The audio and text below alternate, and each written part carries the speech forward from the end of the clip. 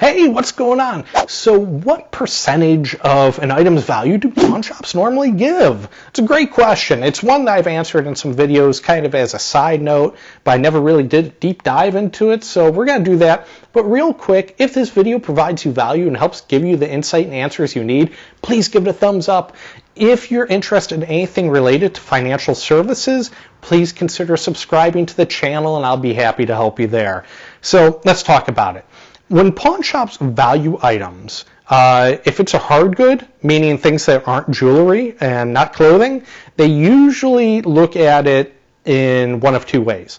The first way they look at it is the percentage of new value. Okay, so if something costs, let's say, $500 new, pawn shops typically pay between 10 and 20% of an item's new value, so between 50 and 100 bucks.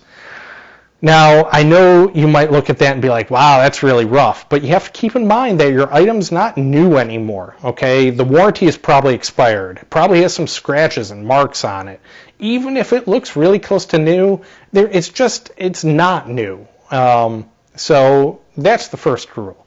The second rule is a percentage of an item's current use value that they use eBay to determine. So when they go on eBay, they're going to type in your item. Let's say it's a Canon 70D camera, right? Which it just happens to be what I'm using to film this. And let's say they sell for $500. Once again, we're going to use $500. A pawn shop will likely pay between 10 and 30% of that used value, maybe a little higher, maybe up to 50% depending on the item, but it just depends on the item and the value on eBay. So for instance, let's say that it was a lower value item. Let's say it sold for $200 on eBay.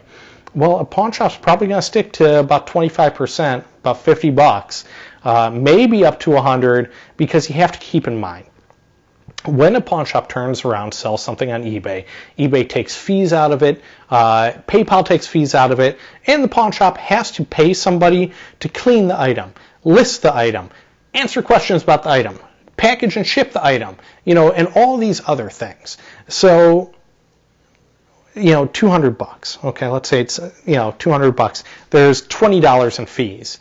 There's probably $20 to $30 in expense to pay somebody to do all these things to get it sold. And then there's the packing materials, the box, the tape, the bubble wrap, let's say another $10 there. A pawn shop's probably looking at only making $20 to $50 on this item by the time it's all said and done. So while you're looking at that and saying, wow, they only paid me half of what it was worth, I get it. I get it. As somebody that's worked in the pawn industry for 10 years, I understand your point of view.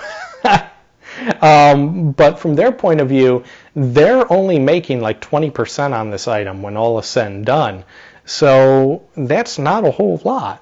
When other businesses buy merchandise to sell, they're sometimes doubling the price. And we're not talking about the Best Buys of the world. We're not talking about the big box stores.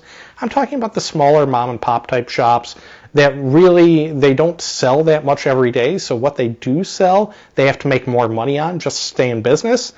And that's where pawn shops typically fall. A pawn shop is not a super huge operation. They're usually owned by independent operators who really need to make the most they can on the few transactions they do. And because of that, they just can't afford to pay you a huge dollar amount. They can't afford to pay you big money. Now, the exception to this is with more expensive merchandise. Let's take the camera again. If it sells for $500, they can reasonably then go up to maybe 50, 60, 70% of the item's value, because if their margin is then a couple $100, it works for them. Instead of making just $20 to $50, now if they're making $100 to $200, they can give you a higher percentage of the value. So the percentage isn't a stuck amount. What you're really looking at is the dollar amount. And I use percentage to explain it because it's easier, but it's that dollar amount that the pawn shop needs to protect and work within. So if that helps you understand that it's not always percentage based, with the exception of the first theory, which is the percentage of new value, that will kind of get you a little bit further. And what you can do is you can go on eBay yourself and make sure you look at the sold listings. You don't want to look at things that are just listed, because I could go on eBay and I could list this little piece of plastic remote for the camera for $8,000, and it doesn't mean anyone's going to buy it, right? But if you look at something and say, well, there's my remote and it's selling for $8,000 right now, and you walk into the pawn shop expecting them to pay you $4,000 for it, they're not. These actually sell for about $20. So you have to look at the sold listings, and it's usually on the left side, which would be over here for you. It doesn't matter. Look on the left side, and you don't want to look at completed items. You want to look at sold and used, because your item's used.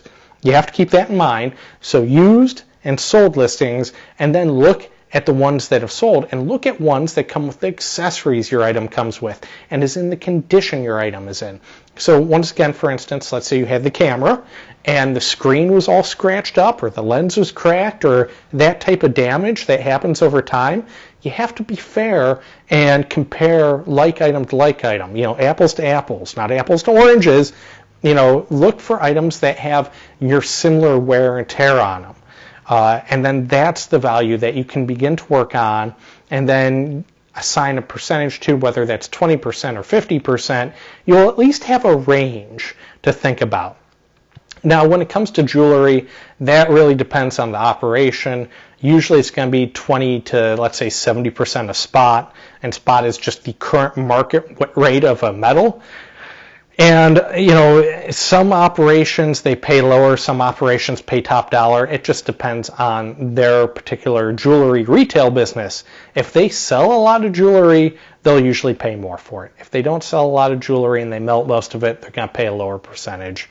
And that's not my fault. That's not your fault. That's the pawn shop. That's something where I would suggest shopping around to different pawn shops and then taking the highest offer.